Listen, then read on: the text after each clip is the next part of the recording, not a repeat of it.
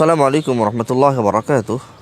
আলহামদুলিল্লাহ হামদান লা ইয়ানফাদ আফযাল মা ইয়ানবাগি আন ইউহমাদ ওয়া সাল্লাল্লাহু আলা আফযালিল মুস্তাফিনা মুহাম্মদ ওয়া আলা আলিহি ওয়া আসহাবিহি ওয়া মান তাআব্বাদ আম্মা বা'দ।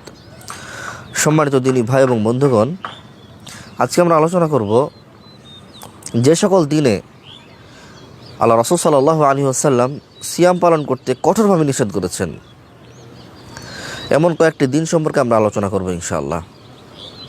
এক নম্বর হলো, দুই ঈদের দিন সিয়াম পালন করতে আল্লাহ রাসূল সাল্লাল্লাহু আলাইহি ওয়াসাল্লাম তিনি কঠোরভাবে নিষেধ করেছেন। ঈদ উল ফিতর এবং ঈদ উল আযহা।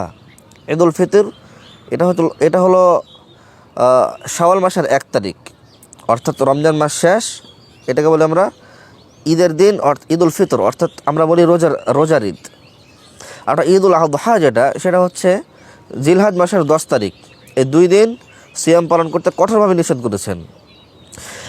আরও 3 দিন নিষেধ করেছেন, এটা আইয়ামুত তাশরিক, অর্থাৎ জিলহজ মাসের 11, 12, 13 তারিখ সিয়াম পালন করতে আল্লাহ রাসূল সাল্লাল্লাহু আলাইহি ওয়াসাল্লাম নিষেধ করেছেন। অর্থাৎ তাহলে আমরা বুঝতে পারলাম যে জিলহজ মাসে মোট তাহলে 4 দিন সিয়াম পালন নিষেধ।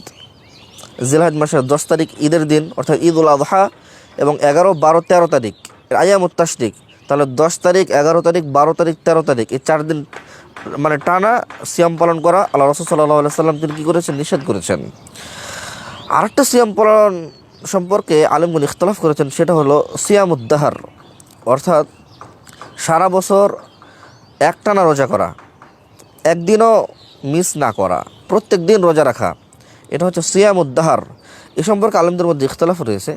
কোনো আলেম বলেছেন না, এটা মাকরুহ, এটা আল্লাহ রাসূল সাল্লাল্লাহু আলাইহি ওয়াসাল্লাম তিনি অপছন্দ করেছেন। আবার কোনো আলেম বলেছেন না, এই বিষয়টা হচ্ছে হারাম, কারণ আল্লাহ রাসূল সাল্লাল্লাহু আলাইহি ওয়াসাল্লামের কাছে যে 3 ব্যক্তি আসছিল, তার মধ্যে এক ব্যক্তির ঘটনা হচ্ছে সিয়ামুদ দাহরের।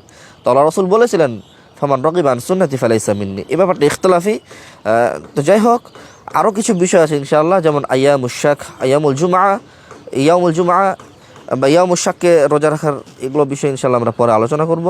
তো এই যেগুলো আজকে আলোচনা করলাম, আল্লাহ রাব্বুল আলামিন আমাদের এই বিষয়গুলো জেনে শুনে এ সকল দিন থেকে যেন আমরা বিরত থাকতে পারি, আল্লাহ রাব্বুল আলামিন আমাদেরকে তৌফিক দান করুন। আমিন। আসসালামু আলাইকুম ওয়া রাহমাতুল্লাহি ওয়া বারাকাতুহু।